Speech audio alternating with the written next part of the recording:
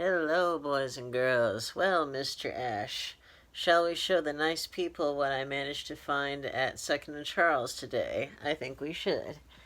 Well, first, before I do that, let me show you something I found at the Dollar Tree of all places. And that is the Amityville Horror Remake, which I've never seen. I haven't even finished the original. I was watching it on Amazon Prime, about a year ago or something, and it wasn't really engaging me all that much, and so I didn't finish it. But I heard that the remake was pretty good. But I'll finish the original first. But that's not what we're here for. We're here for what I managed to find at Second and Charles with trade-in credit. That's right. Sold a bunch of shit and managed to find some good things that I had in the collection and other things I've never had. One of them that I used to have, that I have again, was Blades of Glory, which I remembered seeing in the theater all the way back in 2007, back when comedy movies were made.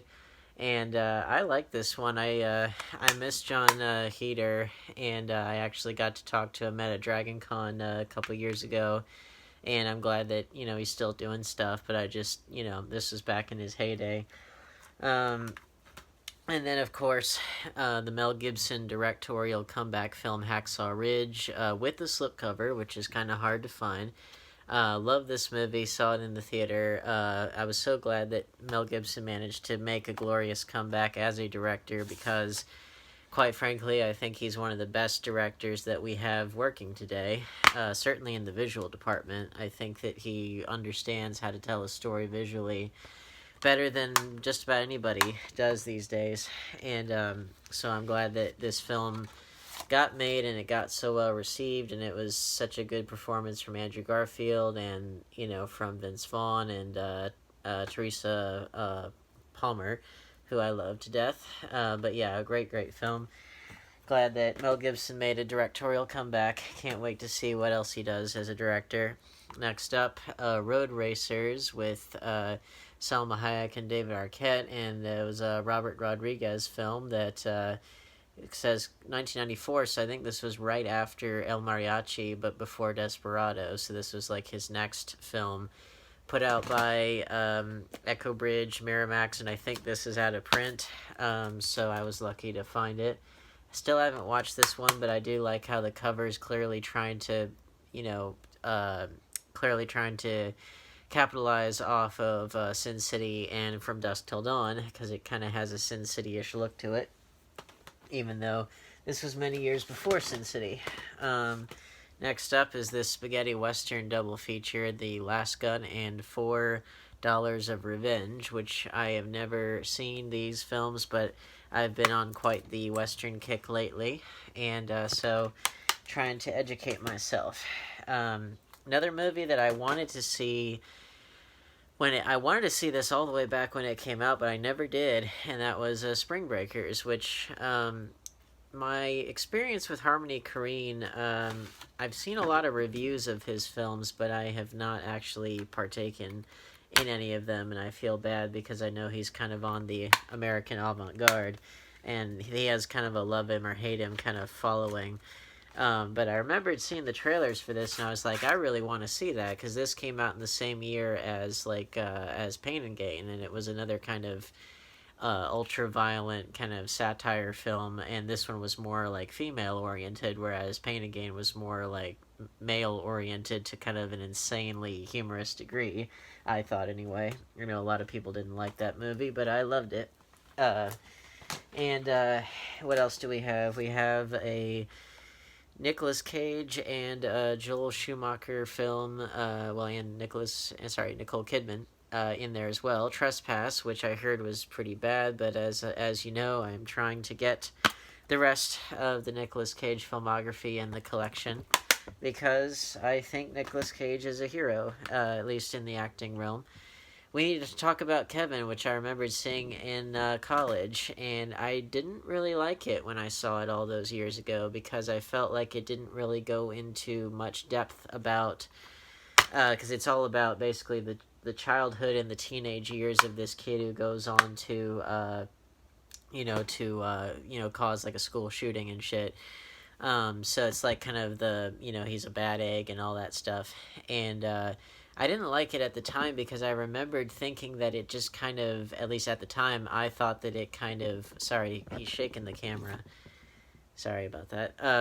I thought that it kind of didn't really explore why he was that way. I felt like the movie seemed to make their central theory seemed to be that he was just born bad, because he's just kind of an asshole and sociopath right from the beginning, or maybe psychopath is more appropriate. Now, at the time, I didn't really know the distinction between a psychopath and a sociopath, because sociopaths are made, psychopaths are born. So maybe he is just more of a psychopath. But point being, I want to watch it again because I did really like the acting and the just overall tone and approach to it. I just remembered feeling like, well, usually when people do, heinous crimes or killings, or they, become mass shooters or serial killers or whatever, usually there's some kind of, defining event that usually sets them down a bad path. And I felt like this one just sort of made the point that maybe he was just born bad, which to me is kind of an overly simplistic answer. But that was at the time. I have not watched it since, so I'm giving it another chance, and because it was very cheap. Last up for the Blu-rays, Young Guns, again, on the Western kick, and this was, whatever this was, 87, something like that, 88, which is a bunch of Brat Pack people, including, Emilio Estevez, Kiefer Sutherland, Lou Diamond Phillips, Charlie Sheen, Dermont Mulroney, and Casey Siemaszko. I am horrible with that pronunciation. And then DVDs, Banditas with Penelope Cruz and Salma Hayek. I mean, with a cover like that, it's like you just got to do it.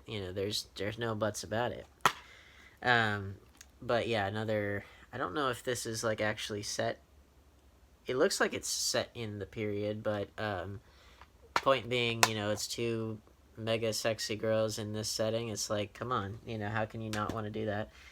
And then we got Scooby-Doo on Zombie Island. Where the fuck is the Blu-ray of this? Why hasn't it come out yet? I don't know. This is a killer Scooby-Doo film. It's pretty dark, quote unquote dark, kind of, relatively speaking. It is still Scooby-Doo.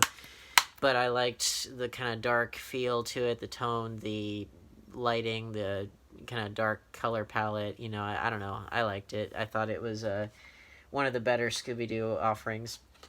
And then last but not least, Soap Dish. Where the fuck is the Blu-ray?